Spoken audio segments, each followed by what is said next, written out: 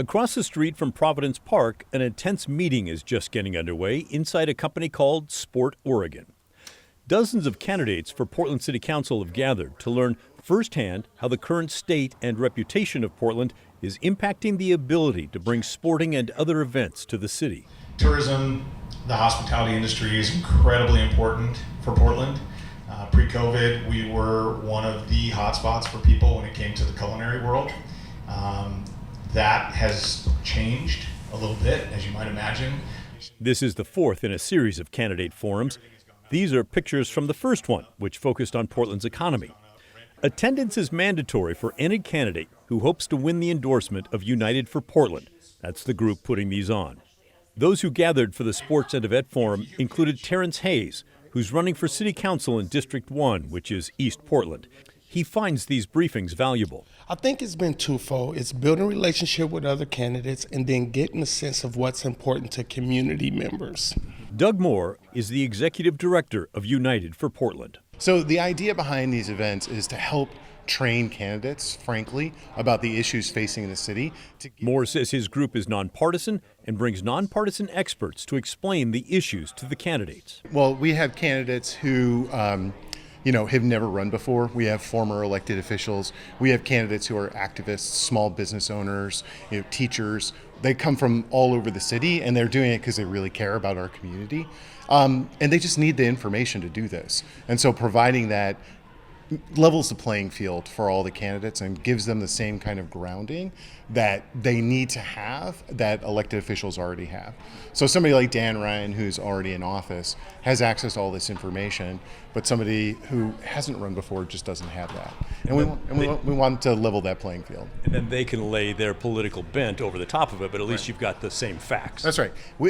We can argue exactly what the best approach is, for example, to solving homelessness in the city, but let's identify where the real problems are so that we're all starting from the same start point, that we're all starting from this is a problem, here are the facts, then we can figure out solutions. Before the meeting, I stopped candidates at random to ask how it's gone so far. I think they're good. I think we need more. Olivia Clark is running for City Council in District 4, which includes most of the West Hills and a small slice of Southeast.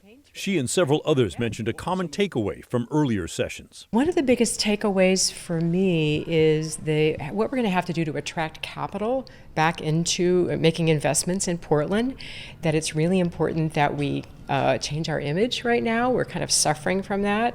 And capital, the big investment, the pension funds and so forth, they have other places to go that are a lot easier to invest in. We already had a reputation for being difficult to work with. Timur Ender is running in District 1, which is East Portland. One thing that really stuck out to me is we were at a session related to private sector investment in market rate housing.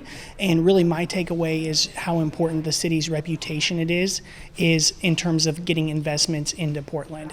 So that's just one piece. I mean, that's not the only way to build housing, obviously. There's multiple different ways. But in terms of that specific section, it was a great takeaway. Okay. Others have a broader perspective on the value. Rex Burkholder is running in District 3, which is Southeast Portland. You get to learn in depth about what the issues are in the city, both inside the city, what are the budget issues, that kind of stuff, then also the concerns that various groups in the community have. Whether it's a business group or a community group, they get the time to share that with you, and you can learn. They certainly got that here. Jim Etzel, the CEO of Sport Oregon, told them too many conversations with the city start with the word no.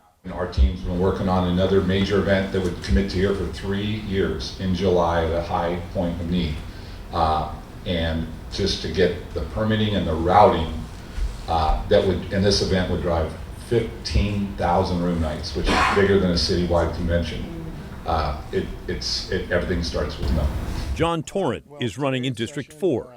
He says seeing the number related to the past loss of tourism for the city was stark. I'm a downtown resident, and I've been down here for 49 years, and so I've seen the evolution of Portland from warehouse town to a tourist center, and we haven't been taking care of our tourists very well over the last 5 or 6 years. It's a message the expert presenters here hope will stay with the candidates if they are elected. The city of Portland needs help. Some of you may be missing one of your favorite restaurants that closed either during the pandemic or after. And I know we're going to talk more about this as we get into some of these questions, but we are not out of the woods.